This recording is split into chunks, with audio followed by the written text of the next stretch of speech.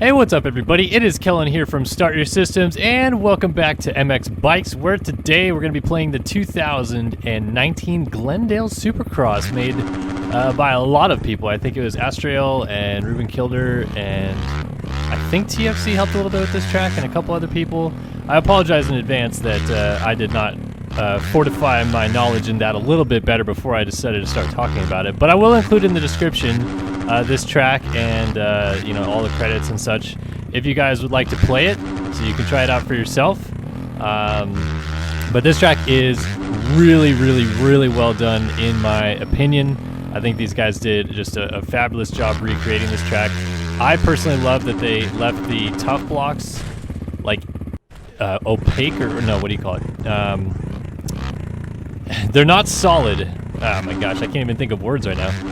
You can ride through the tough blocks, is what I'm trying to say. So that's a little bit better for new players like me, because if I make a mistake, I don't get stuck in the tough blocks and really suck then. But yeah, like the rest of the track, I just feel like is really well done. Oh, jeez. I feel like I've gotten a pretty good handle of how to actually ride this track as well, because I've been playing it quite a bit, trying to get good at it. And yeah, we're going to play it today. We're going to have a little bit of fun. I'm going to try to beat my Ghost here, which I think is running like a 124-ish or something like that. And I do actually ride quite a bit better on this track than what I'm showing right now, so I apologize that this already looks like terrible footage. But I haven't uploaded basically anything all week. I've just been... You guys don't even understand the half of it, of how busy I've been with other things, and some stuff that I'll be able to talk about really soon here that's really exciting. But for now, it's just been ridiculously hard for me to have enough time to break away and actually make videos and stuff like that. So I'm getting back into it, like I said, and MX Bikes has been super popular lately. Probably going to release more videos with me and my buddies putting races in, but wanted to show off some of the skills I've learned in Supercross today, as we're continuing on with like essentially a progression series as I continue to learn this game. And let's see if I can get this rhythm. Triple in, triple again. Can I triple again? Oh, nose high and over the bars, darn. I'll get it, don't worry. But the real reason why I decided to actually end up making this video, because I thought I was going to be a little bit too busy, is there's been a lot of real-life motocross news going on this week, and stuff that I felt like I needed to start like sharing with you guys as we're getting closer to the Supercross season, because I know quite a few people like watching those little like kind of recap videos that I do every week after the Supercross races. So because there's been so much news this week, I felt like I should make a video and talk a little bit about it while I'm also playing a game that seems to be quite in right now. So let's talk about some of the real life news that's happened if you guys haven't been either paying attention or haven't seen any of it. First off, kind of the news that broke at the beginning of this week that was seemingly like a pretty big deal, that I feel like not many people talk that much about, but it was a pretty big deal in my opinion, was Max Anstie is coming to the USA in 2020, and I think most people that have even seen a GP in their life know who Max Anstie is, but even if you've never seen a GP, you probably remember the name, because he's raced quite a bit of Supercross before. He's raced in 2009, 10, 11, and 13 in the past, 250 Supercross West. Damn near won the 2010 San Diego Supercross. Looked really good. He rode for Star Yamaha back then, and just kind of the way things all played out in his career, he ended up going back to Europe before really he could get his career in the USA fully started. And when he was riding for Factory Suzuki in Europe, he also came over for basically a couple rounds, if I remember right. I don't think he actually stayed for anything past like San Diego or something like that, or maybe even round 2 or 3 of the series. But I do remember him actually being here and trying his hand at Supercross again. He is back now full-time in 2020 racing Supercross, and it's not a team that you would really expect with someone of his caliber, someone who's won motos at the Motocross of Nations, someone who has won GPs, someone who is a perennial top 5 challenger in the GPs, is going to Hep Suzuki, which I think is awesome for really both sides, because I think Anstie needed to go somewhere that wasn't just like, I don't know, like I felt like if he had gone to a full factory team, it would have been obviously a great value and asset to him, but this almost gives him like the benefit of the doubt that like he can like learn on his own terms and not need to have these crazy expectations, particularly in Supercross, because that's what like obviously most American teams are going after is a Supercross title or Supercross wins or what have you.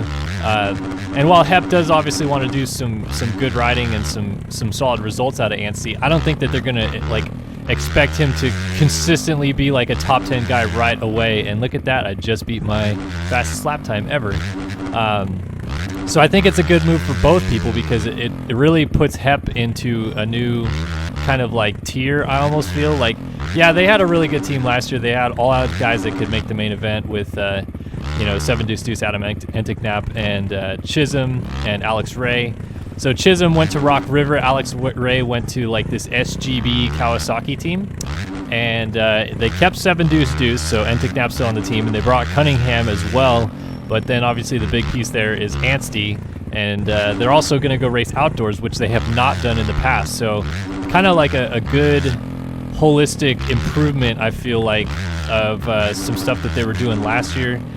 Is Anstie going to be, better than Chiz and A-Ray? I think time will tell, but I think outdoors he's obviously a huge step in the right direction for them because he is possibly a race winner outdoors even. So a lot of positive steps for Hep, I feel, in getting Anstie aboard the program. And even Cunningham is a really solid rider and can easily make it into the main events. I would say he's, probably somewhere in that like Kyle Chisholm range of talent where like if he gets inside of the top 10, it's awesome, but I don't think that it's necessarily like super expected out of them. They just want some guys on that team that can put the bikes in the main, make Suzuki's look good because they're obviously partnered with Suzuki as well. And just like all around, I think it's really, really, really good. And speaking of Suzuki, which is news that I wasn't going to talk about this video, but kind of pertains to it, Joey Savacci was injured in the AUS-X Open last weekend. Sounds like it's potentially a broken heel. There hasn't been any full updates on either side of the spectrum from JGR, from Joey himself. Joey has kind of said like when he knows more information, he'll tell us. But beyond that, it's really just been some kind of hearsay rumors that he may have broken his heel. Nonetheless, he is not going to probably be healthy for the opening round of Supercross. And obviously that would have taken a 450 factory Suzuki off the gate. So JGR supplements that by bringing back on the man who basically carried the team on his back outdoors this year in Freddie Noren. And Noren's going to ride the full Supercross series for JGR and continue into the outdoors. I had heard that he was already going to be on the team outdoors anyway, but this is kind of just moving him up, early, I guess. And then Jimmy Dakotas is now going to be back on the team. And Dakotas is also going to race some select East Coast rounds because they said he's going to be racing west while Alex Martin races east. So kind of a whole little Suzuki wrap-up for everybody there that maybe didn't know the Anstie news, didn't know about Joey getting hurt, didn't know that they announced Noren and Dakotas back to the team. So I think that's kind of, obviously bad news for Joey, but everything else sounds awesome to me because it sounded like Dakotas was going to be out of a ride, and obviously Noren, being on a factory effort indoors, I think is going to help him out because he has always kind of struggled indoors. So being able to test, at a factory Supercross track every day and kind of get the wits about him with that kind of training and technical abilities and stuff like that, I think it'll definitely improve his skill sets indoors. Does it make him a real threat of any kind? I don't necessarily think so because he's always just had a really rough go of it in Supercross. I think he'll make mains for sure and not have too much problem there, but anything beyond a couple top 10 finishes here and there would actually be kind of impressive to me. But nonetheless, it's still cool to see, and good for JGR being able to kind of quickly act on the Savacci injury. So let's move on to the second piece of news this week, which pertains to the bike that I am currently riding in this game. Geico Honda had a really, really big week, I feel like, when first of all, before the AUS-X Open, they announced that Jet Lawrence will be making his pro Supercross debut in 2020. from what I understand, it was a situation where he had the decision. He could test Supercross, he could get himself acclimated, and then decide whether or not he was ready with the team.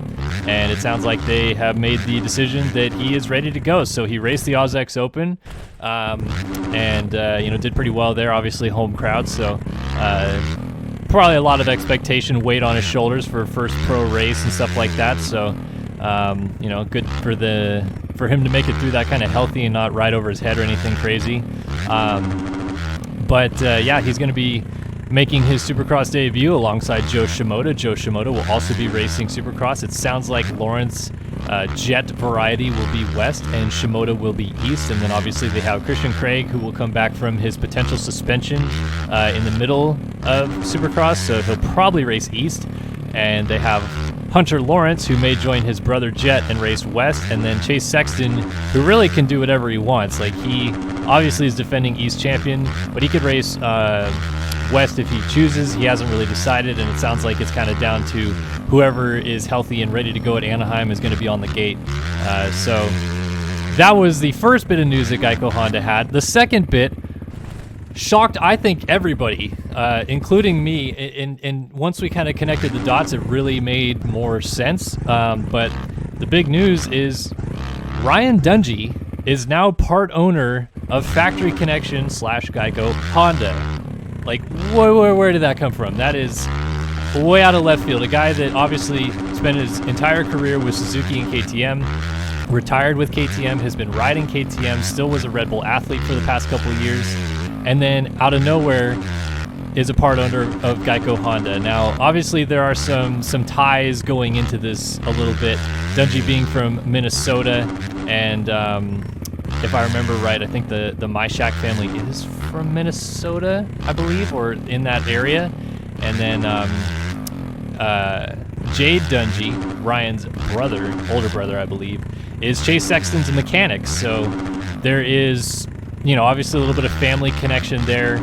I don't think that there's much really beyond that, other than Dungey was basically saying, look, he wanted to kind of get back into the industry. He found an opportunity that he thought worked, where he could, learn with a team and kind of develop riders and help out with his expertise and stuff like that, which I think this is going to be a hugely positive move for a lot of guys, particularly the Lawrence brothers and Joe Shimoda, who, coming to the USA and kind of needing guidance, I almost feel like. While Sexton is a Supercross champion, it's only going to be his third year full-time with Geico Honda, so it's like you're not going to get like that veteran experience out of him. Maybe you'll get some of it out of Christian Craig, but to have someone in your corner like a Ryan Dungey that can speak to a myriad of different experiences he's had in his career and can kind of help them not only grow as riders and athletes, but grow as like humans almost, and get into a better mindset when it comes to race day and things like that. So I think that's going to be a hugely positive impact on those guys. And like I said, it just kind of shocked everybody, because seeing Dungey wearing the Geico get-up in red and stuff like that, doesn't sound like he's going to do much riding. He hasn't ridden the bike yet. But regardless, like, I'm honestly looking forward to seeing Dungey on a Honda. It's going to be so weird. And, they did the team launch this week, and he was out there chatting it up with Ken Roxon, and all around just such a weird look that it's probably going to take a little bit of time to get used to, but nonetheless really cool for Dungey and for the whole Geico Honda team. And so that was the second bit of news. Now the third bit of news is going to break the internet. We just found out about it today. It is going to be long talked about right now, and probably through into Supercross, and there is more news to come with it, I feel, that may also shake up a little bit. But the news broke this morning, that Marvin Musquin is out for the 2020 Supercross season, which was a little expected, to be honest with you. He hadn't really been on the bike at all after injuring his knee at Ironman when him and Zach Osborne came together. From the way he tells it, he wasn't on the bike until this week. Got back on the bike, overjumped a rhythm section jump is what he said, and just re-aggravated the knee, went in, got it evaluated, and with the doctors decided it was time for surgery. So gonna go in, already went in, got surgery, and he's out. No Marvin Musquin 2020 Supercross, which absolutely sucks. Huge blow to the series. Never want to see a guy get hurt, of course. But, you know, Marvin being a perennial race winner, championship contender, finished inside of the top 3 in points the last 3 years of Supercross, and suddenly he's just out for the year. Well, not for the year, but for Supercross. Gosh, like, it just sucks to lose someone of that caliber before it even starts, really. I mean, it always sucks to lose them, but like, we're not even going to get a chance to see what he could have potentially done in 2020. It's just all a moot point at this stage of it. So, big bummer there. We have lost Marvin for the 2020 Supercross season, and obviously that's going to change up kind of like power rankings and dynamic of the series a little bit, and kind of figure out where is everybody, how are they. You know, I think everybody, like on the, you know, Tomac, Roxon, Webb, Anderson side of things, it's still going to be pretty much the same. But now there's an open seat at KTM, and it sounds like, yeah, you're hearing this right. It sounds like Chad Reed is testing that bike right now. I kind of can't believe it. If Chad Reed does race a KTM, he will have raced literally all 6 of the major manufacturers at one point during his career. KTM is the only one he has not. Obviously, he rode a Husky in 2017, and then he's been on basically every other brand numerous times. So KTM would complete the 6-fecta.